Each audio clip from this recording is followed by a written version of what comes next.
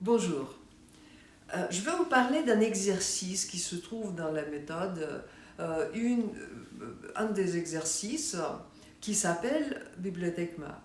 J'ai une formation au défi 21 de l'oreille sur le travail de l'oreille, sur le travail pendant 3 semaines, là où chaque participant reçoit une nouvelle leçon, une nouvelle vidéo, une nouvelle tâche à faire, donc petit à petit, mais régulièrement, pour travailler, muscler son oreille.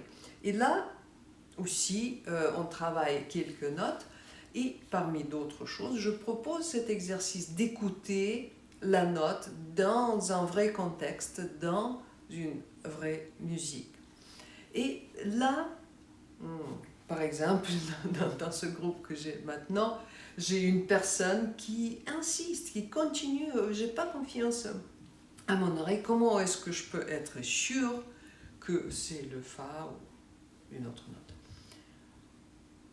Bon, si vous n'êtes pas sûr, bon, vous pouvez toujours vérifier, déjà.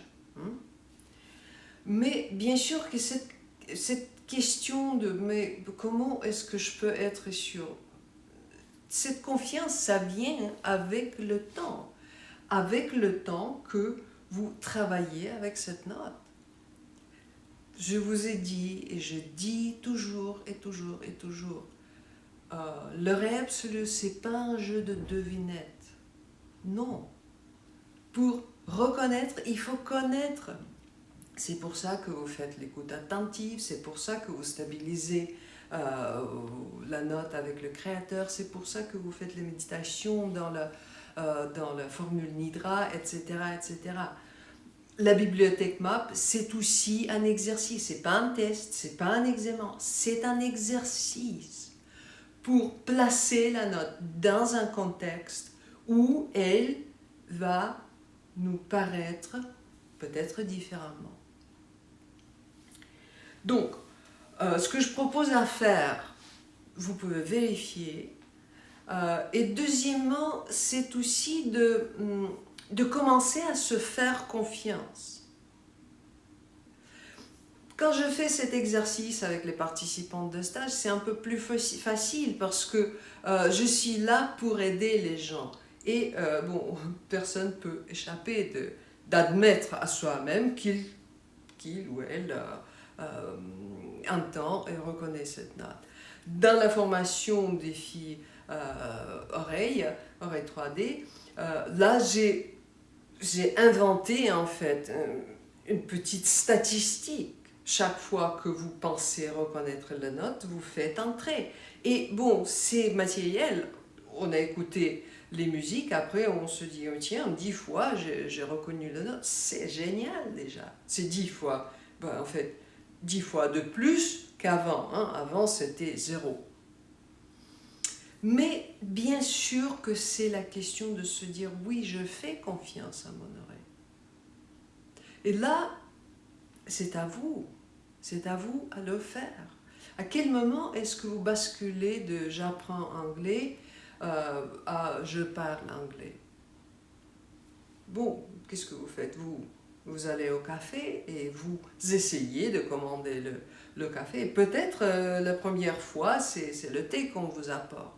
Bon, qu'est-ce que vous faites après? Vous allez, vous regardez le dictionnaire, votre bouquin, et bon, vous allez la deuxième fois et vous essayez de commander le café la deuxième fois. Et cette fois, peut-être on vous apporte le café. De même avec la note. Si vous n'êtes pas sûr, bon, travaillez la note. Essayez de vivre cette histoire d'amour avec elle. Je dis toujours, pour reconnaître, il faut connaître. Connaître, cela veut dire se connecter à la note. Il y en a 12, c'est pas beaucoup. Et chaque note, c'est vraiment, ça vaut la peine parce que c'est un univers en soi. J'ai statistiquement, des milliers de gens qui travaillaient avec mes méthodes de développement de l'oreille, j'observe encore et encore et encore. Si la personne se laisse aller, lâche prise et essaie de jouir des sons, de l'écoute, de la musique, cette personne réussit sans doute. Si quelqu'un insiste, il faut que je vérifie, il faut que je... là, ça freine. Donc quand vous faites cet exercice, vous écoutez la note, bon, vérifiez si nécessaire, une fois, deux fois, c'est pas grave.